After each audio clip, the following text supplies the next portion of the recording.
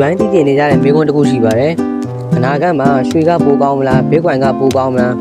တချို့ကတော့ပြောတယ်ရွှေကမကောင်းဘူးတချို့ကပြောတယ်ဘစ်ကွိုင်ကအန်လယ်များတယ်ဆိုပြီးတော့ဒီဗီဒီယိုကိုအဆုံးထိကြည့်ပြီးတော့ရွှေနဲ့ဘစ်ကွိုင်မှာဘယ်ဟာကိုရင်းနှီးမြှုပ်နှံသင့်လဲဆိုတာကိုသိရှိသွားမှာပဲဖြစ်ပါတယ်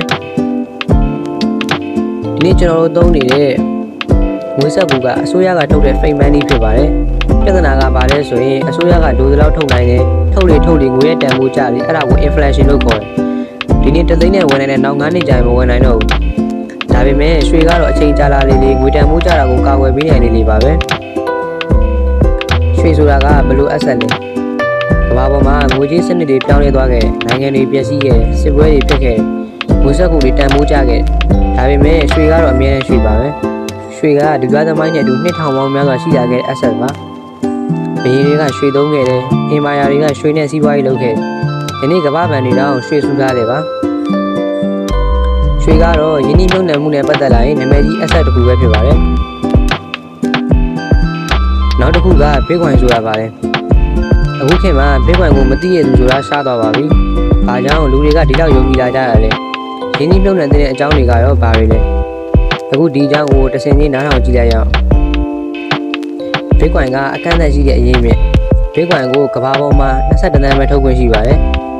ပတ်စံလိုမျိုးလိုအပ်တယ်လို့ပုံမနှိမ့်နိုင်ပါဘူးနိုင်ငံတနိုင်ငံစီးပွားရေးပြတ်သွားလို့ငွေတန်ဖိုးကျသွားရင်ပတ်စံပုံနှိမ့်နိုင်ပေမဲ့ Bitcoin ကိုတော့ဘယ်သူမှထပ်မထုတ်နိုင်ပါဘူးဒါကြောင့်အချိန်ကြာလာတဲ့အမျှတန်ဖိုးကျသွားတာထက်တန်ဖိုးမြင့်တက်လာတဲ့အလားအလာပိုရှိပါတယ်နောက်တစ်ချက်က Bitcoin ကိုဘယ်နိုင်ငံကမှထိန်းချုပ်မနိုင်ပါဘူး Bitcoin ကိုဘဏ်တစ်ခုကမထိန်းချုပ်နိုင်ဘူးအစိုးရတစ်ခုကမပိုင်ဘူး Decentralized ဖြစ်ပါတယ်ဆိုတာကမင်းရဲ့ပတ်စံကိုမင်းကိုယ်တိုင်ပဲထိန်းချုပ်နိုင်တယ်ဘဏ်ပိတ်သွားရင်တော့မင်းရဲ့ပတ်စံကြီးပိတ်မသွားဘူးနိုင်ငံရေးပြဿနာဖြစ်ရင်မင်းရဲ့ပိုင်ဆိုင်မှုပြောင်းမသွားဘူးဒါကလူများစုက Bitcoin ကို digital gold လို့ခေါ်ကြတဲ့အကြောင်းရင်းပါပဲနောက်တစ်ခုကအချိန်လိုက်ပြန်ကြည့်မယ်ဆိုရင် Bitcoin တန်ဖိုးကတက်လာခဲ့တယ် Bitcoin ကိုအစပိုင်းမှာဒေါ်လာအနည်းငယ်နဲ့ဝယ်လို့ရခဲ့ပါတယ်ဒါပေမဲ့နှစ်တွေကြာလာတဲ့အများတန်ဖိုးကအချိန်ကြီးမြင့်တက်လာခဲ့တယ်အချိန်တိုင်းမှာကြာစင်းတာတွေရှိပေမဲ့ရေရှည်အမြင်နဲ့ကြည့်မယ်ဆိုရင်တော့တန်ဖိုးတက်လာတဲ့လမ်းကြောင်းကိုပဲပြထားပါတယ်ဒါကြောင့်လူများစုကရေရှည်အတွက်ရင်းနှီးမြှုပ်နှံမှုအနေနဲ့ Bitcoin ကိုရွေးချယ်လာကြတာပါနံပါတ်4ကတော့ကမ္ဘာလုံးဆိုင်ရာလက်ခံလာမှုဒီနေ့ခေတ်မှာကုမ္ပဏီကြီးတွေရင်းနှီးမြှုပ်နှံသူကြီးတွေအဖွဲ့အစည်းကြီးတွေရော Bitcoin ကိုလက်ခံလာကြပါပြီတချို့နိုင်ငံတွေမှာဆိုရင် Bitcoin ကိုငွေဖြစ်အောင်အသုံးပြုခွင့်ပေးလာကြပါတယ်ဒါကBitcoin ကယာယီမဟုတ်ဘဲနဲ့အနာဂတ်ဘဏ္ဍာရေးစနစ်ရဲ့အစိပ်ပိုင်းတစ်ခုဖြစ်လာနေပြီဆိုတဲ့အချက်ကိုပြသပါတယ်အချင်းချုပ်ပြောရမယ်ဆိုရင်တော့ရွှေကိုရင်းနှီးမြှုပ်နှံခြင်းရဲ့အားလာချက်တွေက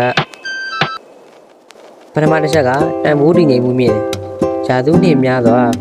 လူတွေယုံကြည်ရတဲ့ asset ဖြစ်တဲ့အတွက်ကြောင့်မလို့ဈေးကြရင်တော့အလွန်ပြင်းပြင်းထန်ထန်မကျပါဘူး။နောက်တစ်ခုက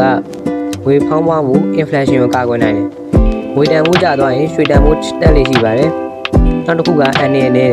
စီးပွားရေးပြတ်တဲ့အချိန်စစ်ပွဲအချိန်တွေမှာလူတွေကရွှေကိုထားတတ်ကြပါတယ်။နောက်ဆုံးချက်က physical asset